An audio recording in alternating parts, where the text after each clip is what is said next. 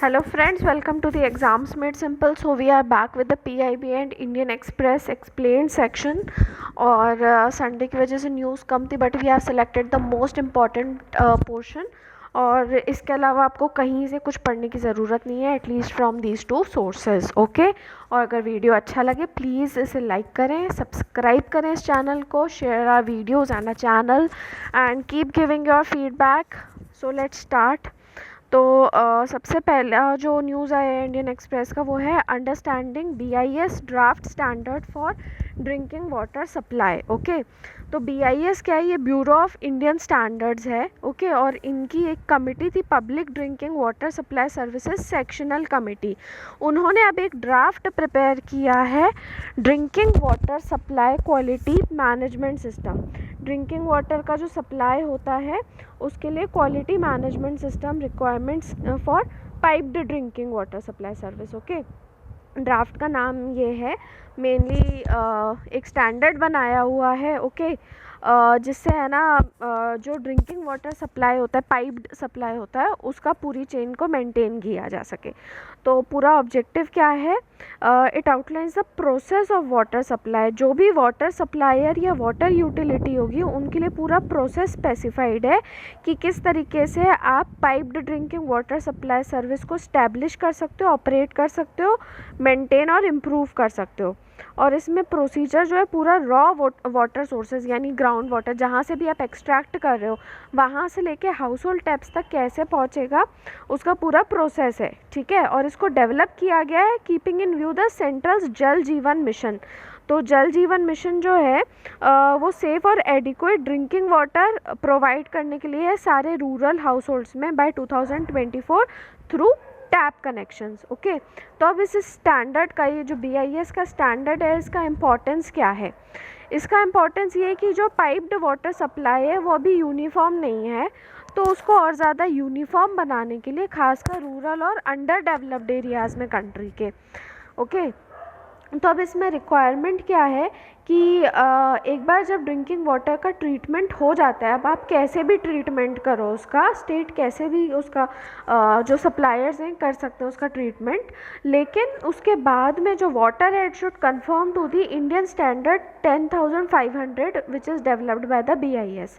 ठीक है, तो ये 10,500 IS वो स्टैंडर्ड है BIS का. अब ये है क्या? इसमें इस स्टैंडर्ड में एक एक्सेप्टेबल लिमिट बताई गई है जो भी सब्सटेंसेस होने चाहिए ड्रिंकिंग वाटर में. ठीक है, उनकी एक्सेप्टेबल लिमिट क्या है?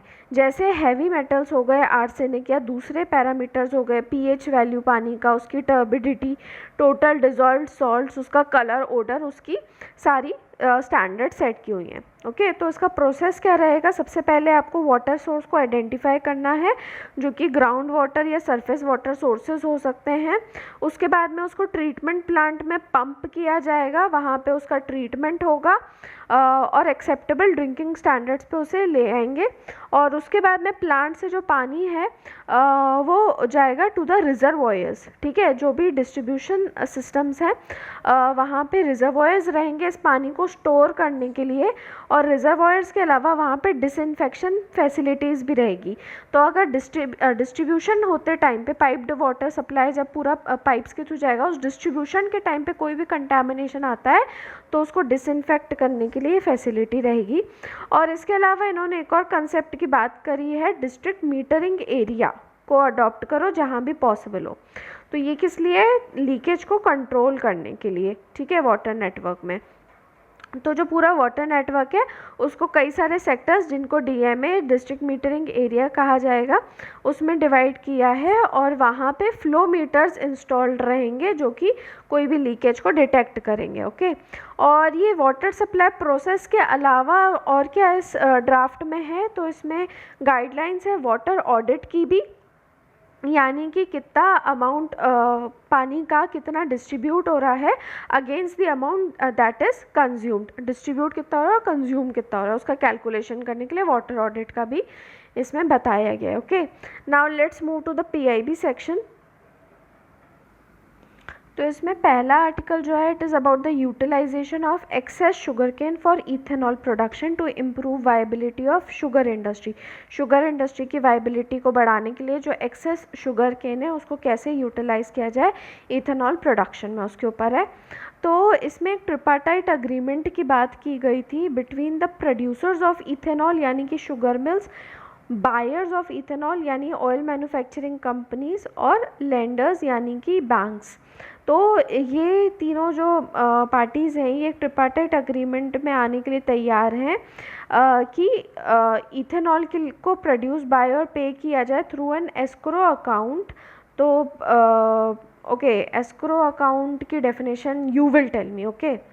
सो the banks can consider giving loans. इसमें ये कहा है कि एस्क्रो अकाउंट का वो करके यूज़ करके जो तीनों पार्टीज़ रहेंगी they will enter into this agreement, और बैंक्स जो हैं वो जो शुगर मिल्स हैं उनको लोन्स दे, भले उनकी वीक बैलेंस शीट्स हो, ठीक है। तो ऑलरेडी मतलब वो मतलब पहले का पेमेंट्स वगैरह कुछ बैलेंस हो नहीं किया हो, उसके बाद में भी बैंक्स उनको लोन्स दें। इससे क्या होगा, ये करने का मकसद क्या है, ताकि जो मिल्स हैं उनको वो मतलब लोन लेकर बैंक से नई डिस्टिलरीज को सेटअप कर सके, या फिर अगर ऑलरेडी एग्जिस्टिंग डिस्टिलरी है तो उसको एक्सपैंड कर सके ताकि डिस्टिलेशन कैपेसिटी कंट्री की बढ़े, ठीक है। तो डिस्टिलेशन जो रहेगा मतलब शुगर केन के जो भी बाय प्रोडक्ट्स वगैरह रहते हैं उनका डिस्टिलेशन करके इथेनॉल ज़्यादा प्रोड्यूस होगा, और उस इथेनॉल को फिर इथेनॉल ब्लेंडेड विद पेट्रोल यानी ईबीपी प्रोग्राम जो है इंडिया का उसमें यूज़ कर सकते हैं, okay. So this is the second question for you today, you have to tell me कि ईबीपी प्रोग्राम एग्जैक्टली कब लॉन्च हुआ था, ओके। इथेनॉल के बारे में देख लेते हैं। तो इथेनॉल एक एनहाइड्रस इथाइल अल्कोहल है, उसका केमिकल फॉर्मूला है C2H5OH। और जो भी हाई स्टार्च कंटेंट वाली चीज़ें होती हैं जैसे शुगर केन हो गया, मेज़ मक्का हो गया, वीट गेहूँ वगैरह हो गया, उससे इसको प्रोड्यूस कर सकते हैं, ठीक है। अब एक्चुअली में इथेनॉल को ही पेट्रोल से क्यों ब्लेंड किया जाता है, तो इथेनॉल में एक्चुअली में ऑक्सीजन रहता है, और इससे जो इंजन रहता है वो इट कम्बस्ट मोर कम्प्लीटली, वो मतलब जो फ्यूल है उसको बहुत अच्छे से उसका कम्बशन करता है, और उसमें एमिशंस बहुत कम रहते हैं, और इस वजह से एनवायरमेंटल पोल्यूशन भी कम हो जाता है, ओके। और इथेनॉल जो है वो प्लांट से क्योंकि प्रोड्यूस होता है, ये सारे शुगर केन वगैरह इन सब से प्रोड्यूस होता है, इसलिए इसको रिन्यूएबल फ्यूल माना जाता है, ओके। और गवर्नमेंट का भी टारगेट क्या है, तो 2022 तक टारगेट है ऑफ 10% ब्लेंडिंग विथ पेट्रोल, और 2030 तक है 20% ब्लेंडिंग का टारगेट, ओके। और इसमें मतलब शुगर मिल्स को इनकरेज किया जा रहा है कि जो भी एक्सेस शुगर केन है उसको इथेनॉल प्रोड्यूस करने में लगाया जाए, और इसलिए गवर्नमेंट ने कई चीज़ें अलाउ की हैं, जैसे इथेनॉल का प्रोडक्शन बी हैवी मोलासेस, वैसे ही सी हैवी मोलासेस भी होता है, sugar cane juice, sugar syrup और शुगर से भी इथेनॉल का प्रोडक्शन अलाउ किया है। और हर चीज़ से आप जो भी प्रोड्यूस करोगे उसके रेम्यूनरेटिव जो प्राइसेस हैं वो भी गवर्नमेंट ने फिक्स किए हैं, ठीक है। और इसके अलावा स्टेट वाइज टारगेट भी फिक्स किए हैं कि इथेनॉल कितना मैन्युफैक्चर होना चाहिए, और शुगर मिल्स और डिस्टिलरीज जो है उनको एडवाइस किया गया है कि कम से कम 85% अपनी एग्जिस्टिंग इंस्टॉल्ड कैपेसिटी को यूज़ करना है इथेनॉल को प्रोड्यूस करने के लिए, ठीक है। Now second news is about open API service, जो कि आरोग्य सेतु ने इंट्रोड्यूस की है, और ये है जो भी लोग बिजनेस या इकोनॉमी है उसको वापस नॉर्मलसी पे लेकर आने के लिए। तो इसमें ऑर्गेनाइजेशंस को ये चीज़ इनेबल की जा रही है कि they can check the status of Aarogya Setu, वो किसी का भी आरोग्य सेतु का स्टेटस देख सकते हैं। तो किसी का भी वर्ड अभी मैंने कहा है, आगे मैं इसका आपको बताऊंगी और क्या इसमें दिया है, एक्चुअली कंसेंट की बात की हुई, ओके। और इसको फिर आप इंटीग्रेट चाहें तो ऑर्गेनाइजेशंस कर सकती हैं जो भी वर्क फ्रॉम होम फीचर्स हैं उनके साथ में, ठीक है। तो स्टेटस चेक करके आप फिर वर्क फ्रॉम होम के साथ में इंटीग्रेट कर सकते हो। तो आरोग्य सेतु जो है वो 2 अप्रैल 2020 को लॉन्च किया गया था कोविड-19 से जो इंडिया की फ़ाइट है उसको एम्पावर करने के लिए, और now it has emerged as the most downloaded contact tracing app, ठीक है। तो जो ये चीज़ ट्रेस कर रहे थे कि मतलब किसी पर्टिकुलर का अगर निकलता है पॉजिटिव तो किसको कौन से कॉन्टैक्ट्स हो, तो उस कॉन्टैक्ट ट्रेसिंग के लिए ये सबसे ज़्यादा डाउनलोडेड ऐप बन गया है वर्ल्ड का, with more than 15 crore users currently. Aarogya Setu बहुत ज़्यादा न्यूज़ में रहा है, इसलिए इसका मोटो भी याद रखिएगा, मैं सुरक्षित, हम सुरक्षित, भारत सुरक्षित। और ओपन एपीआई की बात करें तो जैसे बताया, ऑर्गेनाइजेशंस और बिजनेस एंटिटीज़ इसका यूज़ कर सकती हैं जो कि इंडिया में रजिस्टर्ड हैं और उनके पास में 50 से ज़्यादा एम्प्लॉयज़ हैं, ओके। और तो वो रियल टाइम में इसमें क्वेरी रन करके और एम्प्लॉयज़ का हेल्थ स्टेटस जान सकती हैं, या किसी दूसरे आरोग्य सेतु यूज़र का जिसने अपना कंसेंट प्रोवाइड किया है for sharing their health status with the organisation.